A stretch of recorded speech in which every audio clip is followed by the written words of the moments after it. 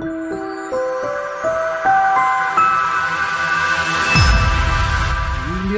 Evangelio según San Mateo, capítulo 4, versículos 18 al 22. Ahí vamos a tener la lectura de la palabra del Señor para esta mañana. Doy lectura a Mateo capítulo 4, versículos 18 al 22, en el nombre glorioso de nuestro Señor Jesucristo. Andando Jesús junto al mar de Galilea, vio a dos hermanos, Simón, llamado Pedro, y Andrés, su hermano, que echaban la red en el mar, porque eran pescadores. Y les dijo: venid en pos de mí, y os haré pescadores de hombres. Ellos entonces, dejando al instante las redes, le siguieron. Pasando de allí, vio a otros dos hermanos, Jacobo, hijo de Zebedeo, y Juan, su hermano, en la barca con Zebedeo, su padre, que remendaban sus redes, y los llamó. Y ellos, dejando al instante la barca y a su padre, le siguieron. Amén. Dios bendiga la lectura de su palabra. En esta mañana vamos a hablar acerca del llamado transformador del Rey Jesucristo, nuestro Señor. Voy a intentar hacer una introducción que tal vez va a resultar un poquito extensa en relación a la totalidad del pasaje, pero creo que es muy importante que podamos comprender cómo más o menos podemos ordenar, ya sea cronológicamente, los eventos que aquí están incorporados. Para eso debo recordarles que cuando estamos estudiando los evangelios, no estamos precisamente frente a una biografía. No son biógrafos del Señor Jesucristo los cuatro evangelistas. Son evangelistas. Vale decir, cada uno de los evangelistas toma algunos elementos de la historia del Señor Jesucristo, de sus obras, sus acciones, y los organiza en su libro con un propósito previamente definido, y ese propósito es evangelizar. En ese sentido, Mateo parece estar enfocándose en los judíos porque los énfasis que él establece, el lenguaje que utiliza y los eventos que selecciona para compartir son precisamente, están precisamente relacionados con el mundo judaico. Por otra parte, Marcos pareciera estar dirigiéndose a los romanos por el estilo de Marcos, muy preciso, muy concreto, muy rápido, muy dinámico. Marcos usa mucho el y entonces, y a veces hay saltos de tiempo bastante extensos entre un y entonces, pero a uno le da la sensación de que las cosas hubiesen ocurrido rápidamente. Lucas, por su parte, parece que tiene un enfoque centrado en los griegos, dicen los expertos, y finalmente Juan habla de manera más universal, ¿no? Sin embargo, también hay que notar que Juan incorpora partes del ministerio del Señor Jesucristo que no son considerados por los otros evangelistas. Algunos relatos son similares, y cuesta a veces distinguir si estos relatos se refieren al mismo evento o son relatos diferentes o son eventos diferentes. Y aquí, al llegar a este capítulo 4, versículos 18 al 22, encontramos un resumen de algo que ocurre que tiene importancia para Mateo. Si usted lo nota, solo vamos a encontrar acá a cuatro discípulos, a cuatro hermanos llamados a seguir al Señor en un ministerio, en una tarea, en una actividad mucho más intensa. Los demás son mencionados más adelante. Entonces, es la primera vez que ellos reciben un llamado del Señor. Si buscamos en los otros evangelios, podremos encontrar tal vez un llamado previo, alguna conversión previa. Todo eso vamos a tratar de explicarlo y me voy a apoyar bastante en el trabajo de David Burt que es un erudito muy, muy destacado y muy minucioso en estos análisis. Esta es una propuesta para tratar de ordenar los eventos de tal manera que resulte significativo para nosotros el relato y no cometamos los típicos errores que cometemos al no darnos cuenta de estos elementos de contexto. Bueno, hagamos algunas aclaraciones en primer lugar. Debemos, para ello, acudir a otros pasajes bíblicos que se refieren a elementos similares o al mismo evento. Miremos, por favor, en el Evangelio según San Juan. Vamos a encontrar un relato que puede arrojar luz a esta narración, a esta prédica que estamos intentando hacer en esta mañana. Si miramos aquí la palabra del Señor, en Juan capítulo 1, versículos 35 al 42, encontramos que nos dice lo siguiente. El siguiente día otra vez estaba Juan y 2 de sus discípulos. Está refiriéndose acá a Juan el Bautista. Y mirando a Jesús que andaba por allí, dijo, he aquí el Cordero de Dios. Le oyeron hablar los 2 discípulos y siguieron a Jesús. Y volviéndose Jesús y viendo que le seguían, les dijo, ¿qué buscáis? Ellos le dijeron, Rabí, que traducido es maestro, ¿dónde moras? Les dijo, venid y ved. Fueron y vieron dónde moraba y se quedaron con él aquel día porque era como la hora 10:00. Andrés, hermano de Simón Pedro, era uno de los 2 que habían oído a Juan y habían seguido a Jesús. Este halló primero a su hermano Simón y le dijo, hemos hallado al Mesías, que traducido es el Cristo, y le trajo a Jesús, y mirándole Jesús, dijo, tú eres Simón, hijo de Jonás, tú serás llamado Cefas, que quiere decir Pedro. Amén. Interesantísimo, ¿no?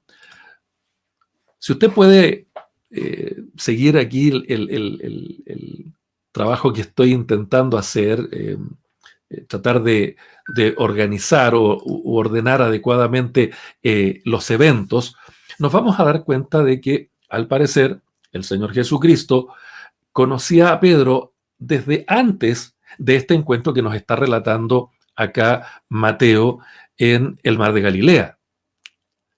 ¿Notó eso?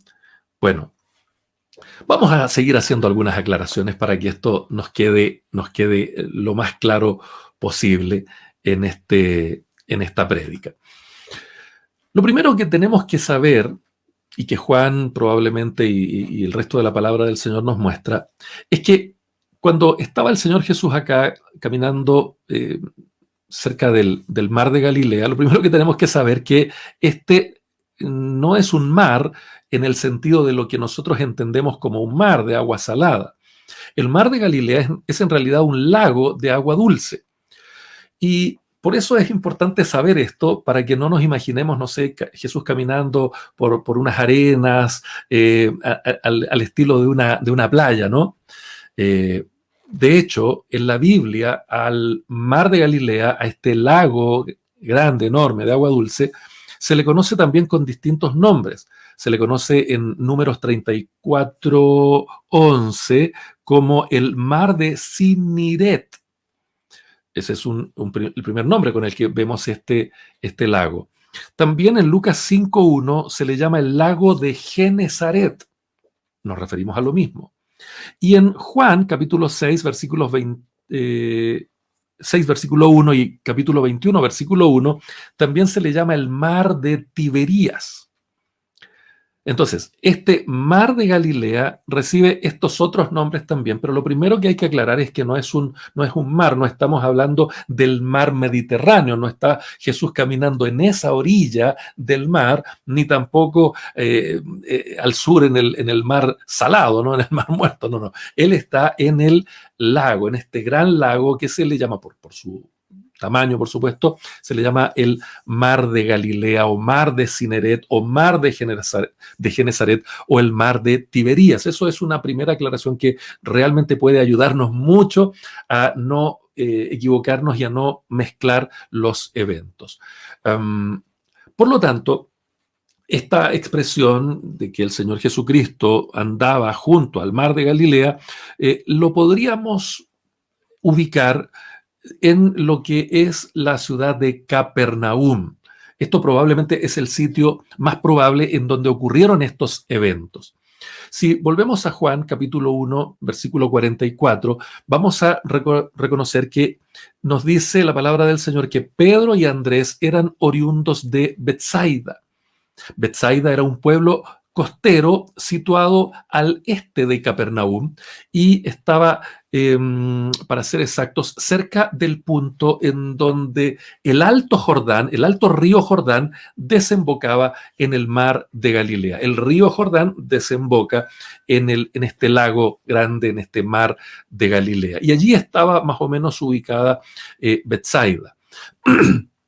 Por eso, estas dos parejas de hermanos que vamos a encontrar en este relato, Pedro y Andrés, Juan y Jacobo, son dos parejas de hermanos que son llamados acá en Mateo capítulo 4, versículos 18 al 22, que es el texto que estamos predicando hoy día.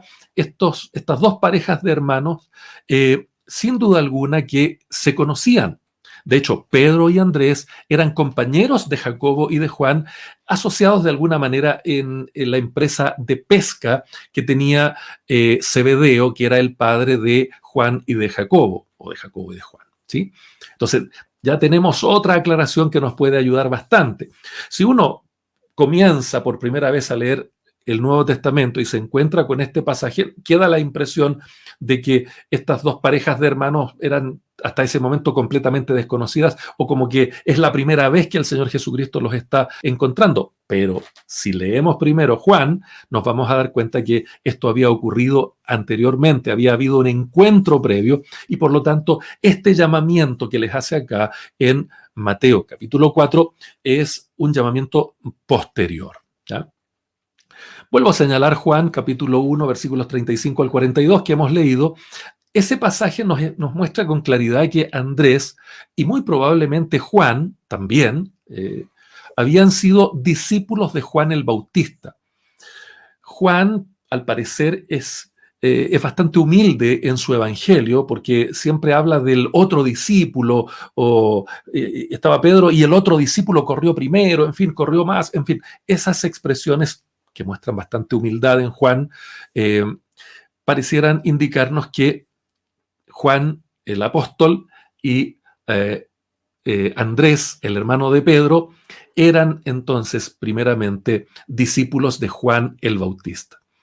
De hecho, Andrés estuvo presente cuando Juan el Bautista anunció por segunda vez que Jesús era el Cordero de Dios. Eso usted lo puede encontrar en Juan capítulo 1, versículo 29, y luego los versículos 35 al 37 de este capítulo 1 de Juan, que es muy, muy esclarecedor.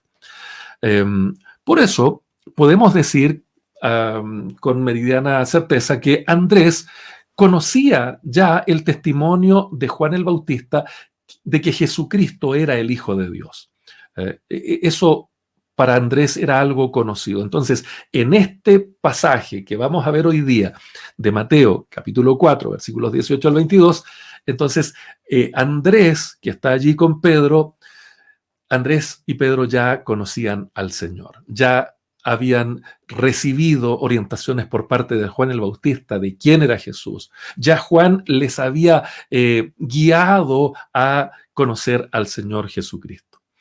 De hecho, como consecuencia de ese testimonio que Andrés obtiene de Juan el Bautista, él, junto a este otro discípulo, que insisto, probablemente era Juan, el hermano de Jacobo, lograron hablar con el Señor Jesucristo y terminaron recibiendo una invitación para estar un día con el Señor Jesucristo. Y al tener este diálogo, Andrés y probablemente Juan, con el Señor Jesucristo, que nos muestra el Evangelio de Juan, capítulo 1, es que Andrés resuelve ir a buscar a su hermano Simón, como ya leímos en Juan, y lo lleva para conocer al Señor Jesucristo. Le dice, hemos hallado al Mesías. Déjenme poner nuevamente ahí el pasaje de Juan para que lo notemos. Ahí está, se fija. El siguiente día otra vez estaba Juan, el Bautista, y dos de sus discípulos, y mirando a Jesús que andaba por allí, dijo, he aquí el Cordero de Dios. Le oyeron hablar los dos discípulos y siguieron a Jesús. Y volviéndose Jesús y viendo que le seguían, les dijo: ¿qué buscáis? Ellos le dijeron: Rabí, que traducido es el maestro, ¿dónde moras? Les dijo: venid y ved. Fueron y vieron dónde moraba y se quedaron con él aquel día, porque era como la hora 10. Andrés, hermano de Simón Pedro, era uno de los dos que habían oído a Juan, en este caso el Bautista, y habían seguido a Jesús. Este halló primero a su hermano Simón y le dijo: hemos hallado al Mesías, que traducido es el Cristo, y le trajo a Jesús, y mirándole Jesús dijo: tú eres Simón, hijo de Jonás, tú serás llamado Cefas, que quiere decir Pedro.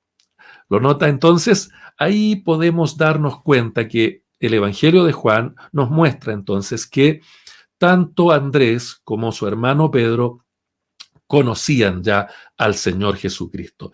Ya habían tenido el testimonio de Juan el Bautista acerca de que Jesucristo era el Cristo, de que era el Señor.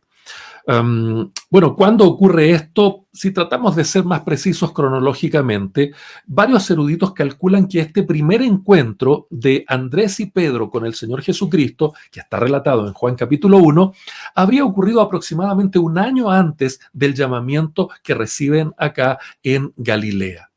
Sin embargo, había pasado cierto tiempo, tal vez un año, durante el cual los dos hermanos habían vuelto a su trabajo en Galilea, por eso están nuevamente acá pescando, pero ya convencidos del ministerio de Juan el Bautista, de que Jesucristo era el Mesías, entonces eso podría explicar de mejor manera la forma en que reaccionan ahora a este llamamiento del Señor Jesucristo.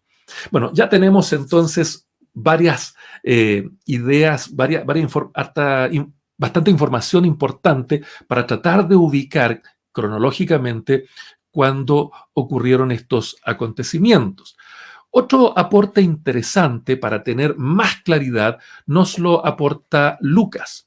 Lucas en el capítulo 5, versículos 1 al 11, nos ofrece ese relato que nosotros llamamos popularmente la pesca milagrosa. Se los voy a poner ahí para que lo leamos y revisemos qué nos aporta ahora Lucas para entender el contexto del pasaje de Mateo que vamos a predicar hoy día. Ahí está. Lucas capítulo 5, versículos 1 al 11, nos dice lo siguiente. Aconteció que estando Jesús junto al lago Genesaret, ya dijimos que es el mismo mar de Galilea, el gentío se agolpaba sobre él para oír la palabra de Dios. Y vio dos barcas que estaban cerca de la orilla del lago, y los pescadores, habiendo descendido de ellas, lavaban sus redes. Y entrando en una de aquellas barcas, la cual era de Simón, le rogó que la apartase de tierra un poco, y sentándose enseñaba desde la barca a la multitud. Cuando terminó de hablar, dijo a Simón: boga mar adentro, y echad vuestras redes para pescar. Respondiendo Simón, le dijo: Maestro, toda la noche hemos estado trabajando y nada hemos pescado, mas en tu palabra echaré la red. Y habiéndolo hecho, encerraron gran cantidad de peces y su red se rompía. Entonces hicieron señas a los compañeros que estaban en la otra barca para que viniesen a ayudarles. Y vinieron y llenaron ambas barcas, de tal manera que se hundían. Viendo esto, Simón Pedro cayó de rodillas ante Jesús, diciendo: apártate de mí, Señor, porque soy hombre pecador. Porque por la pesca que habían hecho, el temor se había apoderado de él y de todos los que estaban con él, asimismo de Jacobo y Juan, hijos de Zebedeo, que eran compañeros de Simón. Pero Jesús dijo a Simón: no temas, desde ahora serás pescador de hombres. Y cuando trajeron a tierra las barcas, dejándolo todo, le siguieron. Ahí tenemos entonces el relato paralelo de Lucas capítulo 5, versículos 1 al 11. Tiene semejanzas muy, muy grandes con el pasaje que estamos considerando para nuestra predicación del día de hoy. Jesús está caminando también al lado del mar de Galilea, ve dos barcas y pide permiso al dueño de esta barca, que en este caso es Pedro, para utilizarla como púlpito para predicarle a la multitud. Después de la predicación, dice a Pedro que eche las redes para pescar, pero Pedro protesta diciendo que no vale la pena porque ya lo han intentado en vano durante toda la noche, pero Jesús insiste y entonces es cuando Pedro lleva la barca mar adentro y echa las redes. Tal es la cantidad de peces que Pedro tiene que llamar a Jacobo y a Juan para que les ayuden con la otra barca. A duras penas llegan hasta la tierra, pues las barcas están a punto de hundirse por el peso de los peces. Y cuando llegan a la orilla, Simón Pedro cae de rodillas delante del Señor Jesucristo y le dice: apártate de mí, Señor. ¿Cómo es que le dice? Porque soy hombre pecador.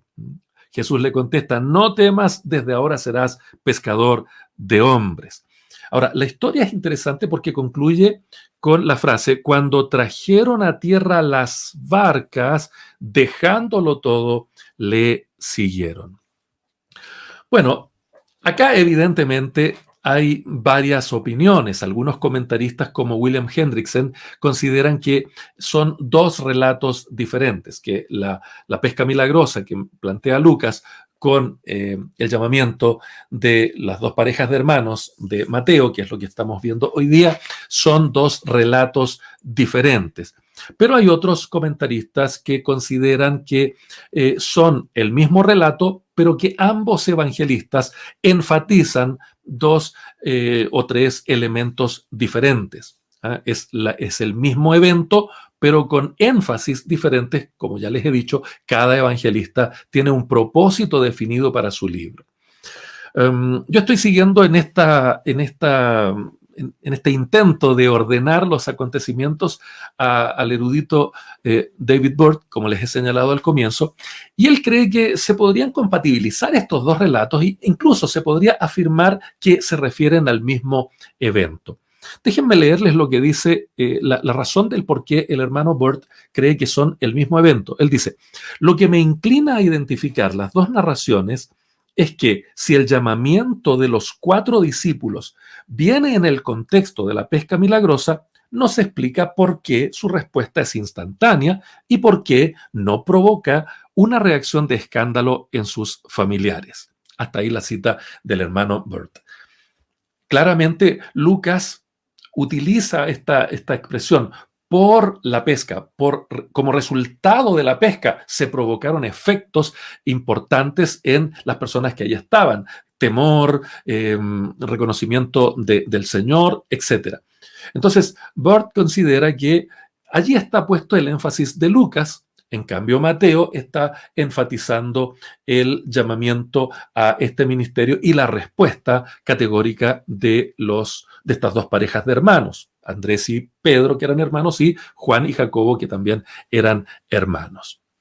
Otro argumento interesante que nos plantea el hermano Burt es que si el llamado al discipulado significaba que ellos iban a abandonar a su familia, entonces la pesca milagrosa era una tremenda demostración de que Dios supliría la ausencia de estos hombres en sus familias. Por lo tanto, nadie objetó el que dejaran todo y siguieran al Señor. También es importante notar que esta pesca milagrosa podría perfectamente ser el contexto inmediato del relato de Mateo, por el hecho de que Zebedeo, además la esposa de Pedro y también la suegra de Pedro, también llegaron a ser fieles discípulos del Señor, porque Lucas dice que esta pesca tan milagrosa impresionó a todas las personas, no solo a los discípulos del Señor. Ahora, una tercera aclaración que considero que es bastante importante acá, tiene que ver con la familiaridad o el posible parentesco que hay entre estos discípulos. Insisto, las dos parejas de hermanos, Andrés y Pedro, y Jacobo y Juan. Juan ya hemos dicho, es posiblemente el otro discípulo de Juan el Bautista que estuvo con Andrés y pasó el día con Jesús, como ya vimos en Juan capítulo 1, versículos 35 al 42. Pero la madre de Jacobo y Juan era una mujer llamada María Salomé, quien a su vez era hermana de María, la madre de Jesús. Esto es lo que nos muestra Juan capítulo 19, versículo 25. Juan 19, 25. Este pasaje nos muestra allí que las personas que estaban al pie de la cruz del Señor Jesucristo eran su madre, además la hermana de su madre. Luego se menciona a María, la mujer de Cleofas, y también María Magdalena. Eso usted lo puede encontrar en Juan capítulo 19, versículo 25. Juan capítulo 19, versículo 25. Entonces, claramente los evangelios nos muestran que además de la madre de Jesús, había 3 mujeres al pie de la cruz, pero difieren los relatos de los evangelistas en cuanto a sus nombres. Ahora, esto no es un problema, porque usted y yo sabemos bien que en la palabra del Señor hay varias personas que tienen más de un nombre o son llamados de una manera diferente, como por ejemplo, Mateo también se llama Leví, a Pedro también se le llama Simón, y podemos seguir con una buena cantidad de personas. Por esa razón, cuando comparamos la narración de Juan con el texto equivalente de Mateo, descubrimos que estaban María Magdalena, María, la madre de Jacobo y de José, la madre de los hijos de Zebedeo, es decir, Juan y Jacobo, y esta mujer, según Mateo 27, 26, se llamaba Salomé. En Marcos también, capítulo 15, versículo 40, encontramos eso, y en Marcos capítulo 16, versículo 1. Ahí tenemos todos estos textos. Por lo tanto, ¿qué significa todo este análisis? Significa que esta mujer, Salomé, lo más probable, según los expertos, es que no sea otra sino la hermana de María, la madre de Jesús, mencionada en el Evangelio según San Juan. Por esa razón, si la madre de Jacobo y Juan era hermana de María, entonces llegamos a la conclusión de que Jacobo y Juan eran primos del Señor Jesucristo. Esto es muy interesante porque al tener este cuadro explicado, este trasfondo, lo podemos entender. Hay varias cosas que podemos comprender de mejor manera. Podemos darnos cuenta de que hay vínculos familiares importantes, pero que esos vínculos familiares, en vez de ser un obstáculo para la comprensión del pasaje, son de gran ayuda. De hecho, le conocían perfectamente, sabían a quién estaban siguiendo. Jesús le dice a Pedro y a Andrés: venid en pos de mí. Al tener en cuenta este análisis, ya podemos centrarnos en lo que Mateo quiere enfatizar con fuerza en este pasaje precioso que estamos intentando comprender en esta mañana. Jesús le dice a Pedro y a Andrés: vengan en pos de mí, síganme, venid en pos de mí y les haré pescadores de hombres. Me llama la atención de que Mateo destaque que son pescadores si estaban echando la red al mar. Evidentemente eran pescadores. Obviamente Mateo lo que trata de hacer es insistir en esto para marcar el contraste entre su empleo anterior y el ministerio al que Jesucristo les está llamando. Les haré pescadores de hombres. Este llamado transformador del Rey Jesucristo encierra 2 grandes aspectos muy importantes que son lo que quiero enfatizar en esta mañana.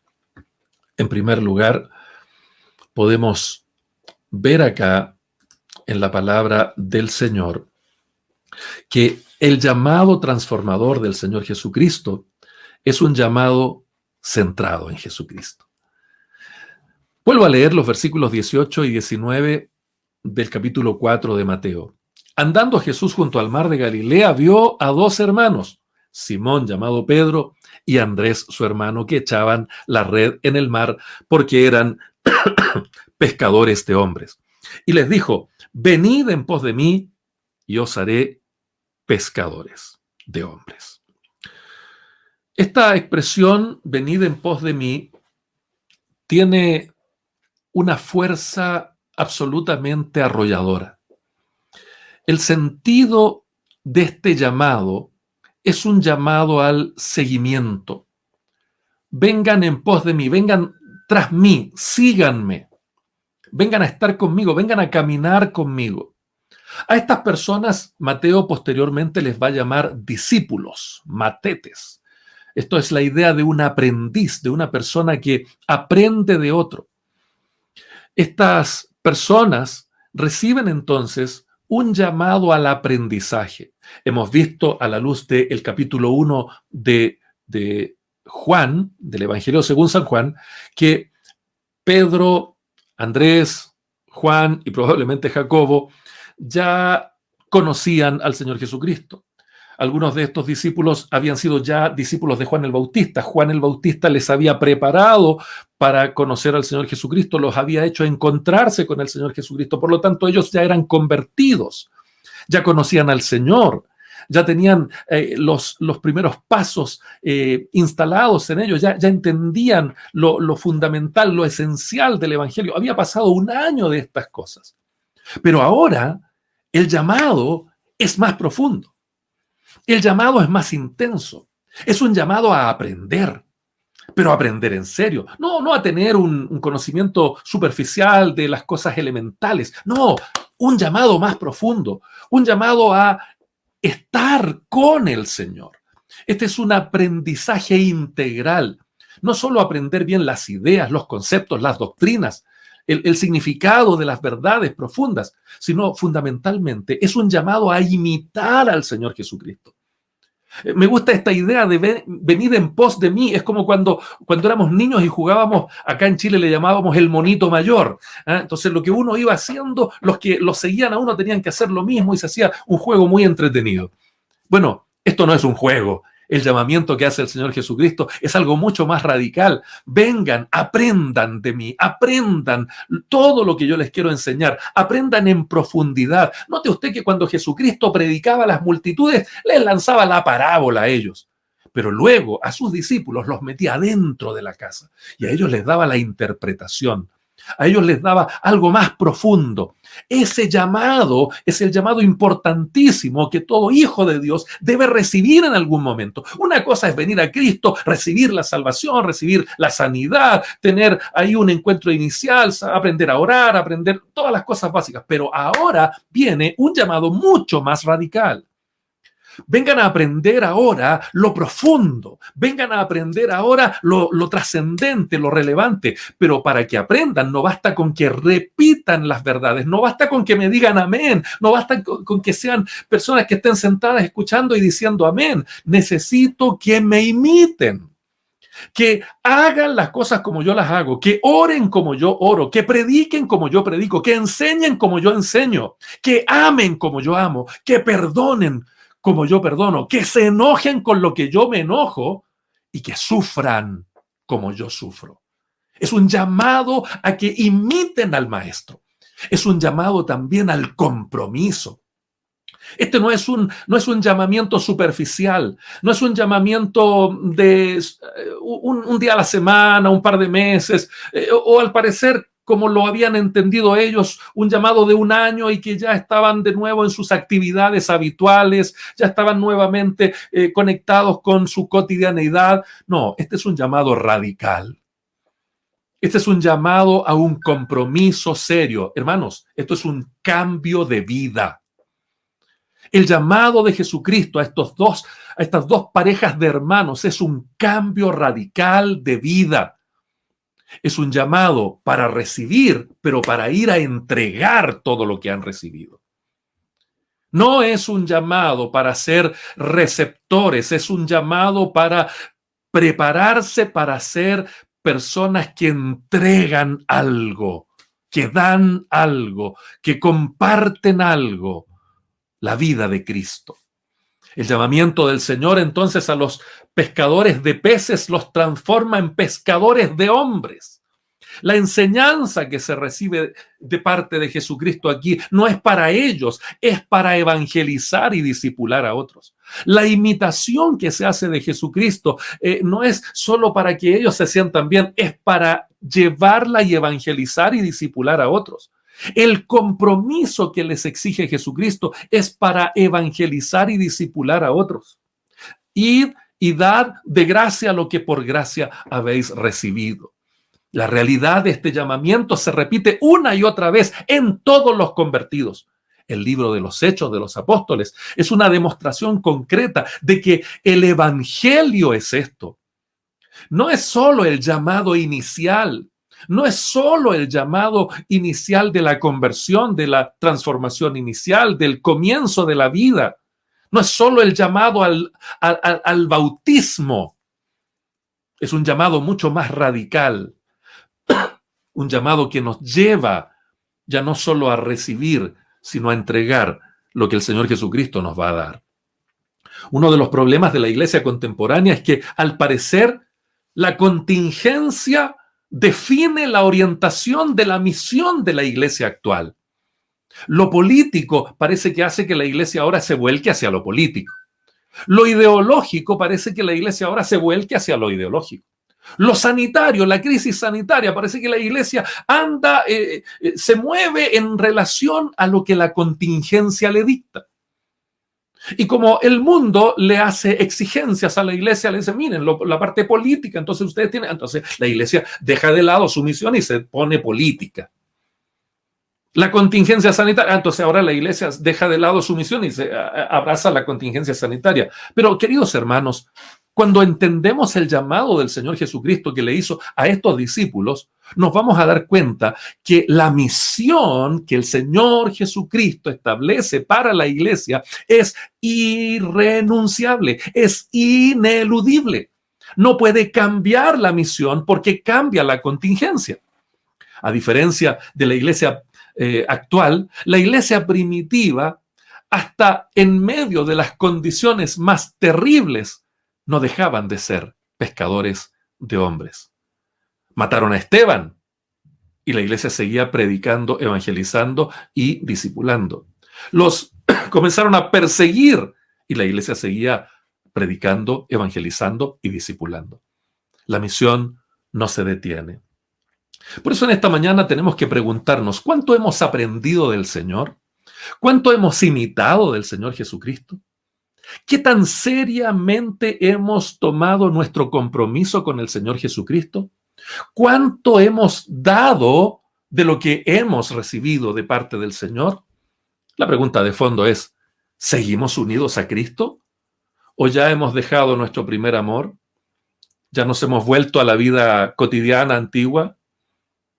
¿Ya hemos dejado atrás esa parte inicial de la vida cristiana y necesitamos otro llamado del Señor? Bueno, usted tiene la respuesta a esas preguntas. En segundo lugar, este es un llamado centrado en prioridades.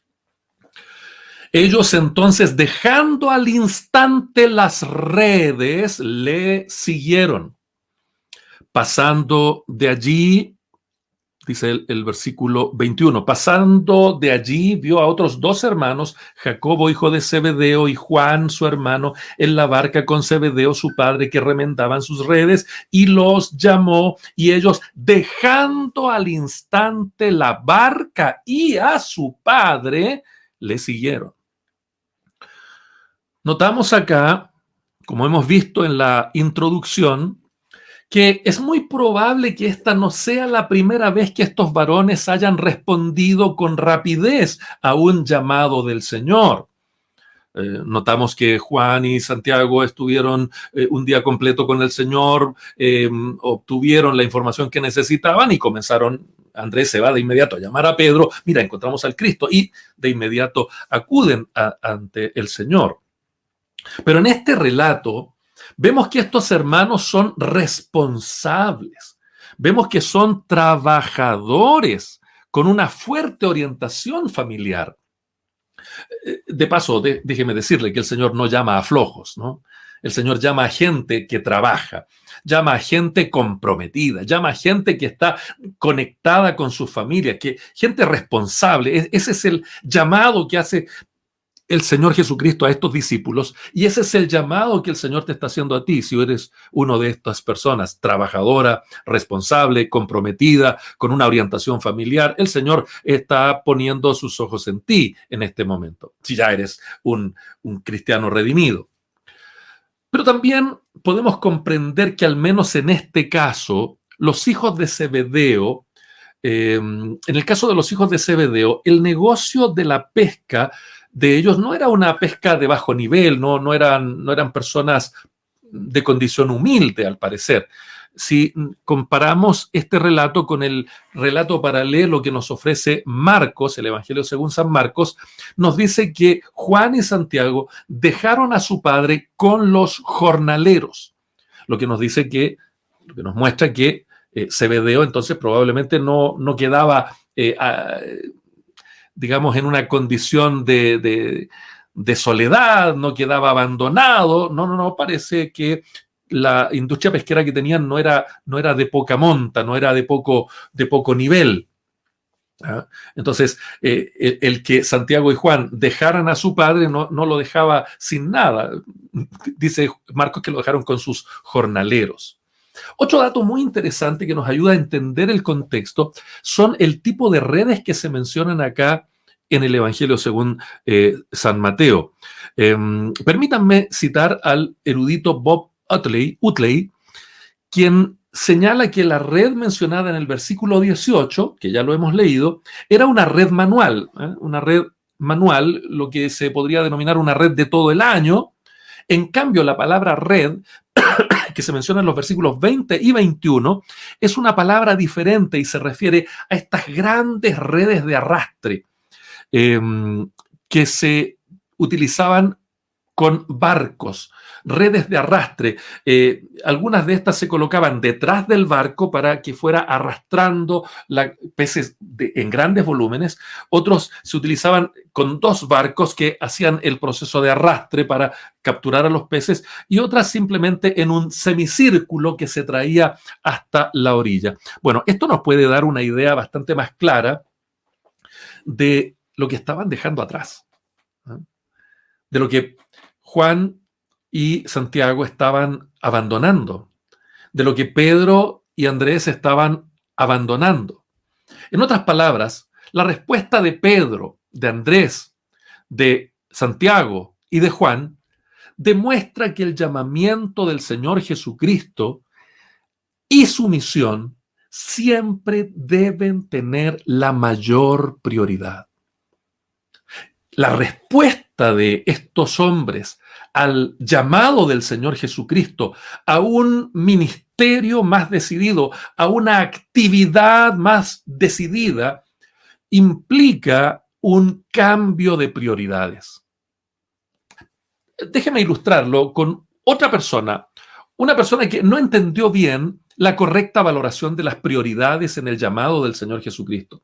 Este hombre fue el llamado joven rico en la palabra del Señor. Usted puede verlo en Mateo capítulo 19, versículo 21. Este joven rico que viene donde el Señor, que quería ser perfecto, en fin, quería tener una comunión correcta con el Señor, etc. Este hombre viene a buscar algo de parte del Señor Jesucristo. Y el Señor obviamente conoce el corazón de este joven y se da cuenta que este joven no tenía bien ordenadas sus prioridades. Así que le dice, ahí en Mateo capítulo 19, versículo 21, le dice, si quieres ser perfecto, anda, vende lo que tienes y dalo a los pobres, y tendrás tesoro en el cielo, y ven y sígueme. Impresionante, ¿no? Impresionante. Un joven que parecía que lo tenía todo y que aún tenía motivaciones espirituales, pero estaban ubicadas en una posición secundaria dentro de sus prioridades. No era lo principal para él. Primero estaban otras cosas antes de esta motivación religiosa. ¿Cuánta gente hay así hoy día? ¿Cuánta gente hay que necesita de Dios, pero en un lugar secundario de su vida? Quiere conocer al Señor, pero en un lugar terciario de su vida. Necesita ser sanado, necesita ser perdonado, necesita que el Señor le restaure su familia, pero en una relación secundaria con el Señor. El llamado del Señor es un llamado urgente, prioritario. Por eso la pregunta en esta mañana también es, ¿cuál es el orden de tus prioridades? ¿Qué es lo que tiene tanta importancia para ti que no te deja responder al llamado del Señor que te dice, sígueme, ven en pos de mí y yo te voy a transformar en un pescador de hombres? Yo te voy a convertir en una persona que va a realizar la tarea más trascendente de cualquier otra tarea, la más importante, la más gloriosa. Tal vez tú estás trabajando en una área que te permite llevar comida a las personas. Tal vez estás trabajando en una tarea que te ayuda que permite que otras personas tengan recursos económicos. Estás trabajando en un área de servicios. Estás desarrollando, no sé lo que estás haciendo. Pero Jesús, cuando nos llama a desarrollar la tarea más gloriosa, transformadora, revolucionaria que puede existir. No existe ninguna otra cosa que se compare a ser un pescador de hombres, a ser los colaboradores del Señor para llevar el evangelio de Jesucristo que trae salvación y vida eterna. Tal vez te parezca que esta priorización es demasiado radical. Tal vez sientes que es demasiado lo que puedes perder. Te sientes intimidado por este compromiso profundo del Señor Jesucristo de dejarlo todo, de dejar las redes, de dejar al Padre, de dejar cosas que son importantes para nosotros, para seguir al Señor Jesucristo. Sin embargo, cuando analizamos quién es el que nos llama, y la manera en la que nos llama, entonces vamos a poder comprobar que Él mismo que nos dice, ven en pos de mí, es el que nos dice, mi yugo es fácil y ligera mi carga. Cuando nos damos cuenta que es Jesucristo el que nos llama, Jesucristo el que puede darle una pesca milagrosa a toda nuestra familia. Jesucristo el que puede hacer algo glorioso por todas aquellas prioridades que voy a dejar en un segundo lugar, en un segundo plano. Entonces, la carga que el Señor nos da es ligera. Su carga es ligera, su yugo es fácil, la responsabilidad es sencilla. Tal vez tú me dices, pero pastor, usted me está hablando de que deje todo para dedicarme a la salvación de almas. Sí, es importante, pero ¿y qué hay de lo demás? Hermano, el que te está llamando es el que puede darte la pesca más gloriosa que todo tu trabajo junto puede generar en todo lo que es tu vida laboral útil. La profundización de tus relaciones familiares pueden ser absolutamente bendecidas e intensificadas por este Señor al que vamos a servir. Todo lo que el Señor puede hacer contigo y con quienes tú más amas no se compara con lo que vamos a dejar. Por eso este llamado es tan radical, es tan transformador. Y es un yugo fácil. Y es una carga completamente ligera cuando comparamos lo que vamos a hacer, con lo que vamos a hacer, con lo que vamos a dejar y lo que puede hacer el Señor en nuestras vidas. Para concluir este sermón, déjame explicarte brevemente lo que significa esta transformación. ¿Por qué este llamado es tan transformador? En primer lugar, cuando respondemos al llamado transformador del Señor para ser sus discípulos y posteriormente evangelizar y discipular nosotros a otras personas, se transformará nuestra paciencia como en la paciencia de un pescador. Tengo unos primos en Collipulli que eran expertos en pescar, con sus anzuelos, con sus cañas y eso. Yo jamás he logrado atrapar ni siquiera un pirigüín, pero mis primos tenían algo que yo no tenía en ese tiempo, que es paciencia. Ellos no tenían problemas en estar horas y horas esperando, porque tenían una expectativa correcta. Cuando el Señor nos llama y respondemos al llamado, lo primero que seguramente se va a producir, la primera transformación que vamos a comenzar a ver, es la paciencia. Las personas no se atrapan fácilmente. Los inconversos no llegan fácilmente. Hay que invertir tiempo, hay que invertir recursos, hay que invertir esfuerzo, hay que ser pacientes.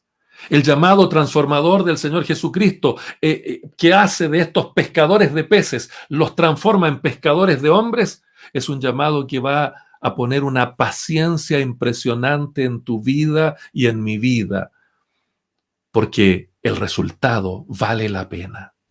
En segundo lugar, cuando respondemos al llamado transformador del Señor para ser sus discípulos y posteriormente evangelizar y discipular a otros, se va a transformar nuestra perseverancia, como la del reparador de redes que las limpia y las repara una y otra vez.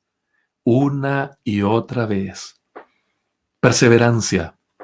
Un pescador de hombres necesita ser perseverante, tiene que revisar las redes una y otra vez, vas a revisar tu bosquejo una y otra vez, vas a revisar tu proclamación una y otra vez. No sirven aquellos que simplemente se aprenden una frasecita de memoria y la andan aplicando a ver si resulta. Eso no es ser un pescador de hombres. Un pescador de hombres se levanta cada mañana, limpia sus redes, repara sus redes. Estás estudiando la palabra del Señor una y otra vez para siempre tener la mejor red, la más limpia, la más pura, la más correcta, la más perfecta, la más exacta, la más efectiva. Eso nos va a dar este llamado transformador, nos va a dar perseverancia. En tercer lugar, cuando respondemos al llamado transformador del Señor para ser sus discípulos y posteriormente evangelizar y discipular a otros, se transformará también nuestra valentía para enfrentar olas y vientos mucho más feroces que los del mar de Galilea. Hay que ser valientes para salir a pescar hombres. Hay que ser valientes para salir a evangelizar personas. Hay que ser de verdad valientes, temerarios en muchos sentidos, como el misionero que lo deja todo para ir a alcanzar una tribu perdida. Como el evangelista que va a enfrentar al que tiene una ideología contraria al evangelio. Como David Wilkerson, cuando fue a evangelizar al pandillero Nicky Cruz. Y luego de hablarle del Señor Jesucristo, Nicky Cruz le advirtió y le amenazó y le dijo: si me vuelves a hablar de Jesucristo, voy a partirte en 1000 pedazos. Y David Wilkerson, con esa valentía que solo un hombre de Dios puede tener, le dijo: hazlo. Y cuando termines de hacerlo, cada uno de esos 1000 pedazos seguirá diciéndote: Jesucristo te ama. Esa es la valentía que el Señor va a poner en nuestro corazón. Finalmente, cuando respondemos al llamado transformador del Señor Jesucristo para ser sus discípulos y posteriormente evangelizar y discipular a otros, se transformará también nuestro enfoque para dirigir el barco hacia donde están los cardúmenes, para dirigir el barco hacia donde están realmente los peces. ¿Cuánta falta nos hace que el Señor transforme nuestra visión, nuestro enfoque? Antes de concluir este sermón, no puedo dejar de recordar a mi muy querido profesor y mentor, el reverendo David Grams, quien ayer a la edad de 94 años dejó las redes y dejó la barca para estar con el Señor. Después de haber fundado el Instituto de Superación Ministerial y haber alcanzado a miles de ministros del Señor para ayudarles a limpiar sus redes y a remendarlas para seguir pescando hombres a través del evangelismo y del discipulado. Uno de sus sermones que recuerdo con más emoción fue en una graduación de alumnos del Instituto Bíblico. Él, en medio de su predicación, estaba desafiándonos a gastarnos por el Señor Jesucristo, a gastar nuestra vida, a responder a este mismo llamado. Con una uva en su mano, la fue exprimiendo y dijo que esa iba a ser nuestra vida, iba a ser breve, pero que las dificultades del ministerio, que las presiones del ministerio no fueran un obstáculo, sino que fueran la manera que Dios permitía que nuestra vida fuera fluyendo para servir al Señor, para que abrazáramos el ministerio con compromiso, con decisión. Y la frase que él usó durante todo ese sermón fue la misma que el Señor Jesucristo le dijo a Pedro en Lucas capítulo 5, versículo 4. Boga mar adentro y echad vuestras redes para pescar. Cuando el Señor Jesucristo nos llama y recibimos ese llamado, respondemos con compromiso a ese llamado, el Señor va a cambiar nuestro enfoque. Vamos a dejar de estar a la orilla del embarcadero, allí donde los pescadores sacan las entrañas de los peces para poder venderlos a las personas. Vas a dejar de estar en la orilla, ahí donde está la mugre, donde está lo malo, donde está el desecho. Nuestro enfoque va a cambiar. Boga mar adentro y echa tus redes para pescar. Querido hermano, en esta mañana te desafío. No te quedes en la orilla donde están los desechos de los peces que se venden en el embarcadero. Como decía mi querido profesor, boga mar adentro. Gástate para Cristo. Deja que tu vida sea el mejor acto de adoración que le puedas dar al Señor. Deja que Él cambie tus prioridades, que Él ordene las cosas en tu vida, en tu corazón, en tu familia. Deja que la misericordia del Señor fluya a través de ti hacia las personas que necesitan de Cristo el Señor. Boga mar adentro. Sal de allí, de esa zona en donde estás. Sal de allí, de la indecisión. Deja que el llamado transformador del Señor Jesucristo haga algo grande en tu vida. Deja que el poder de la pesca milagrosa del Señor se encargue de esas otras prioridades que hoy día para ti son más importantes. Déjaselas en las manos del Señor y tú boga mar adentro. Vamos a buscar a esas personas que se perdieron. Vamos a anunciar el mensaje revolucionario y más transformador de todos, que es el Evangelio de Cristo. Oremos.